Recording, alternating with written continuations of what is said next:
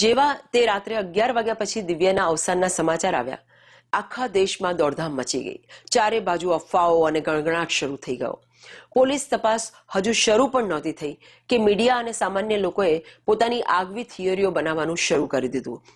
ચાલો એ ત્રણેય મોટા કાવતરાની થિયરીઓને, જે કોન્સ્પિરસી હતી, એને મુદ્દાવાર સમજીએ. કાવતરાની થિયરી નંબર 1 એ હતી કે 90ના દાયકાનો સમયગાળો એ મુંબઈમાં ફિલ્મ ઇન્ડસ્ટ્રી અને અંડરવર્લ્ડના સંબંધો માટે બદનામ હતો. જ્યારે દિવ્યાનું અવસાન થયું ત્યારે ધીમા અવાજે અફવા ફેલાઈ ગઈ કે આ કોઈ અકસ્માત નથી, પરંતુ માફિયાઓ દ્વારા આયોજિત હત્યા હતી. અફવા એવી પણ હતી કે સાજિદ નડિયાદવાલાના ફિલ્મ ફાઇનાન્સિંગ પાછળ અંડરવર્લ્ડના નાણાં રોકાયેલા હતા અને દિવ્યાને લઈને કોઈ ગેંગલોડ સાથે તેમનો મોટો વિવાદ ચાલી રહ્યો હતો. લોકો ત્યાં સુધી કહેતા હતા કે તે રાત્રે ફ્લેટ પર કેટલાક અજાણ્યા લોકો આવ્યા હતા, જેમણે દિવ્યાને બારીમાંથી ધક્કો મારી દીધો હતો. કાવતરાની થિયરી નંબર 2 એટલે કે બીજી સૌથી મોટી થિયરી સીધી દિવ્યાના પતિ સાજિદ નડિયાદવાલા ઉપર આંગળી ચીંધતી હતી, કારણ કે તેમના લગ્ન છુપી રીતે થયા હતા. તેથી લોકોએ એવી અટકળો લગાવવાનું શરૂ કર્યું કે બંને વચ્ચેના સંબંધો સારા ન હતા.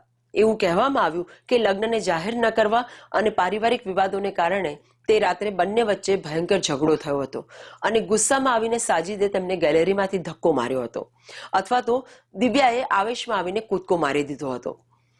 કાવતરાની થિયરી નંબર 3 એટલે કે ત્રીજી થિયરી દિવ્યાના અણધાર્યા વર્તન અને ડિપ્રેશન એટલે કે માનસિક તણાવ સાથે જોડાયેલી હતી. ઇન્ડસ્ટ્રીમાં એવી ચર્ચા સામાન્ય હતી કે દિવ્યા ખૂબ જ આવેગશીલ, ઇમ્પલ્સિવ સ્વભાવના હતા. ફિલ્મ પત્રકારત્વના જૂના આર્કાઇવ્સ દર્શાવે છે કે તેમણે અગાઉ પણ 2 વાર આવેશમાં આવીને અથવા તો ગુસ્સામાં આપઘાત કરવાનો પ્રયાસ કર્યો હતો, જેમાં તેમણે પોતાનો હાથ કાપવાનો પ્રયત્ન કર્યો હતો. લોકો કહેવા લાગ્યા કે તે રાત્રે દિવ્યાએ ખૂબ વધારે પડતો દારૂ પીધો હતો અને તેઓ ભારે તણાવમાં હતા, જેને કારણે તેમણે પોતાનો જીવ આપી દીધો. પરંતુ દોસ્તો, જ્યારે વર્સોવા પોલીસ સ્ટેશનના ઇન્વેસ્ટિગેટિંગ ઓફિસર ઇન્સ્પેક્ટર જે.જી. જાદવે સંપૂર્ણ ફોરેન્સિક રિપોર્ટ અને પ્રત્યક્ષદર્શીઓના નિવેદનો સામે રાખ્યા, ત્યારે સત્ય આ બધી થિયરીઓથી તદ્દન અલગ નીકળ્યું. એ રાત્રે ફ્લેટ પર કોણ કોણ હતું?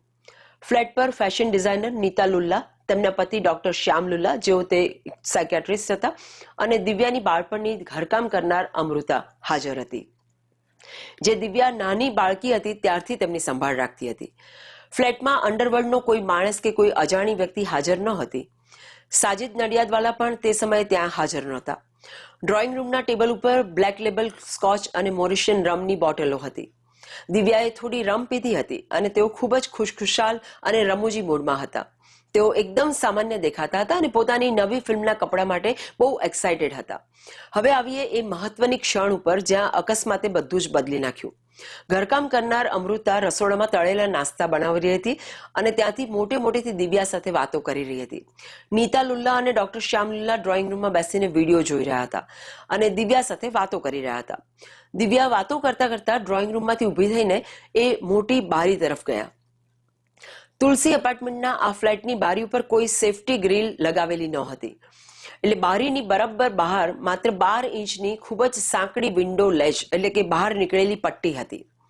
નીતા અને શ્યામલુલાની નજર સામે જ દિવ્યાએ એ નાની પટ્ટી ઉપર બહારની તરફ ઊભા રહી ગયા.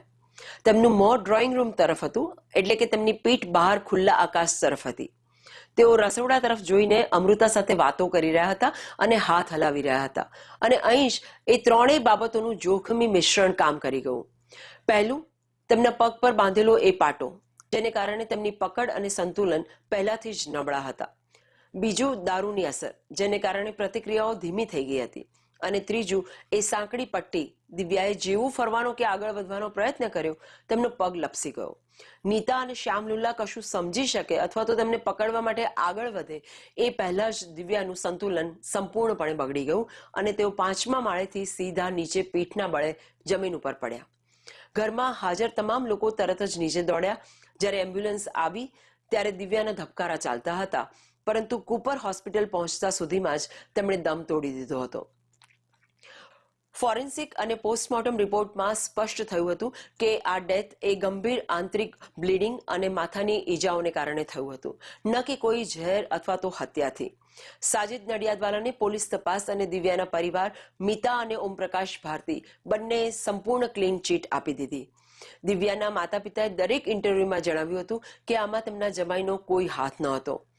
રહી વાત અમૃતાની, તો તે તો આ દર્દનાક દ્રશ્ય પોતાની આંખો સામે જોઈને એટલા ગંભીર આઘાતમાં સરી પડી કે 1 મહિનાની અંદર જ હાર્ટ એટેકથી તેનું પણ અવસાન થઈ ગયું, જેને કારણે એક કિંમતી પ્રત્યક્ષદર્શી પણ કાયમ માટે શાંત થઈ ગઈ. 1998માં મુંબઈ પોલીસે આ કેસને અકસ્માત મૃત્યુ એટલે કે એક્સિડેન્ટલ ડેથ જાહેર કરીને હંમેશ માટે બંધ કરી દીધો. દોસ્તો, વાસ્તવમાં દિવ્યા ભારતીનું મૃત્યુ કોઈ અંડરવર્લ્ડનું કાવતરું ન હતું કે ન તો કોઈ ઘરેલું હિંસા હતી. એ માત્ર એક ખૂબ જ ખરાબ અને દર્દનાક અકસ્માત હતો. એક એવી બેદરકારી જેણે બોલિવૂડના સૌથી મોટા કલાકારોમાંના એકને આપણી પાસેથી હંમેશ માટે છીનવી લીધા.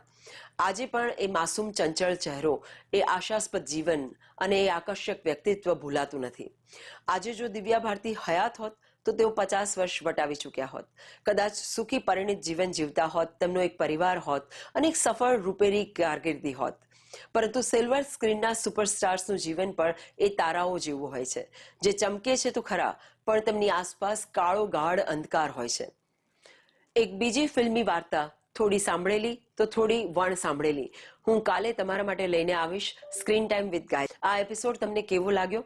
તમારા વિચારો કમેન્ટ બોક્સમાં જરૂરથી શેર કરજો.